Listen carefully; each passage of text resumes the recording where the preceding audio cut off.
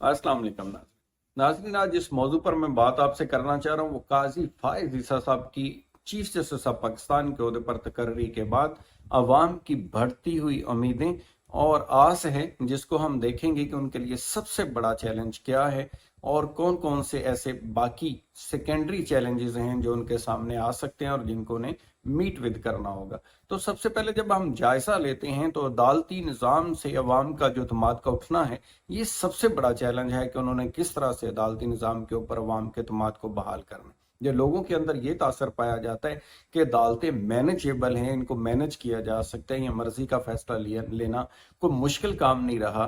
तो ये एक खतरनाक चीज है, ये खत्म होना बहुत जरूरी है। दूसरा जो बड़ा चैलेंज है वो अदालती फैसलों के ऊपर अमल दरामद कराना है, और तीसरा बड़ा चैलेंज है अदालती निज़ाम से करप्शन का खात्मा करना। तो सबसे पहले हम जब देखते हैं कि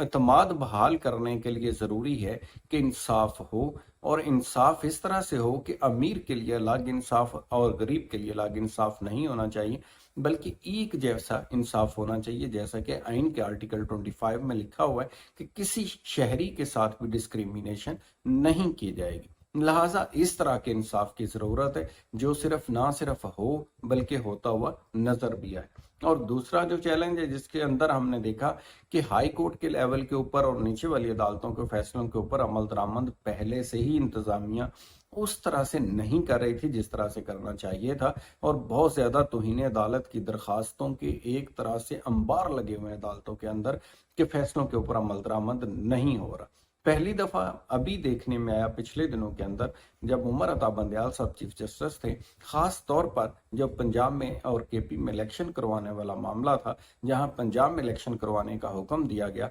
और उसको नहीं माना गया, उसके ऊपर अमल दरामद ना सिर्फ अमल दरामद ना हुआ बल्कि आलानिया हुकूमत ने अमल दरामद करने से इनकार कर दिया।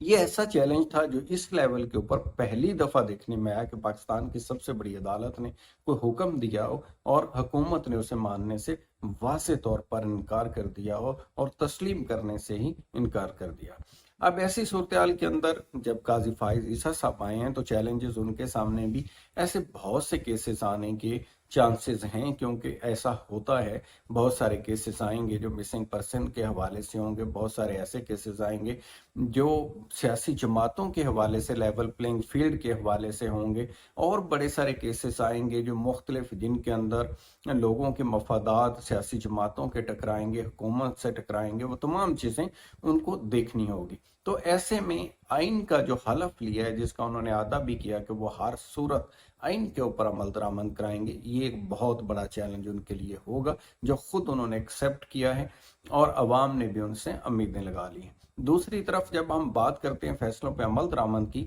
तो जितने मर्जी फैसले कर लिए जाएं, अगर उनके ऊपर अमल दरामद नहीं होगा तो एक तरह से वो बेमानी हो जाएंगे और अदालती निज़ाम भी बेसूद होकर रह जाएगा, और उसका फैसला हुआ है या नहीं हुआ, जब तक अमल दरामद ना हो उसकी कोई अहमियत नहीं होती और अदालतें भी अपनी अहमियत खो देती हैं। तीसरी बात है करप्शन। हमने देखा कि बहुत सारे जजेस आए लेकिन वो वक्त के साथ ट्रैक से हट गए और उन्होंने इस तरफ तवज्जो नहीं दी कि सबसे पहले अपने अदारे को करप्शन से पाक करना चाहिए, जिसके अंदर ये तासर अवाम के अंदर है कि वकील करने की जरूरत नहीं है, जज कर लेते हैं। ये एक ऐसा खतरनाक तासर है जिसको खत्म करना जरूरी है। और नीचे की जो लोअर जुडिशरी है उसके अंदर बहुत ज्यादा ये मामला खराबी बड़े लेवल के ऊपर है। अब तो हम देखते हैं कि आला लेवल की जुडिशरी के मुतलक भी काफी सारे ऑडियोज वीडियोज लीक पिछले दिनों में हुई और बहुत सारी चीजें सामने आना शुरू हो गई, क्योंकि ये एक ऐसा सिलसिला था जिसे शुरू में ही नीचे के लेवल पे रोकने की जरूरत थी। जब वो नहीं रुका तो वो उसका लेवल बढ़ता गया, हाई कोर्ट और सुप्रीम कोर्ट, और इस हद तक भी जाना शुरू हो गया। तो लिहाजा ये भी बड़ा चैलेंज होगा जस्टिस काजी फाइज ईसा के लिए कि वो इसको किस तरह से मीट विद करते हैं। ये तमाम हकायक अपनी जगह के ऊपर हैं, लेकिन जब तक इंसाफ मुल्क के अंदर नहीं होता उस वक्त तक तरक्की का تصور نہیں کیا جا سکتا۔ اس وقت تک پاکستان کے اندر بین الاقوامی لیول کے اوپر جو سرمایہ کار ہیں اور باقی دنیا ہے ان کا ٹرسٹ نہیں بنے گا،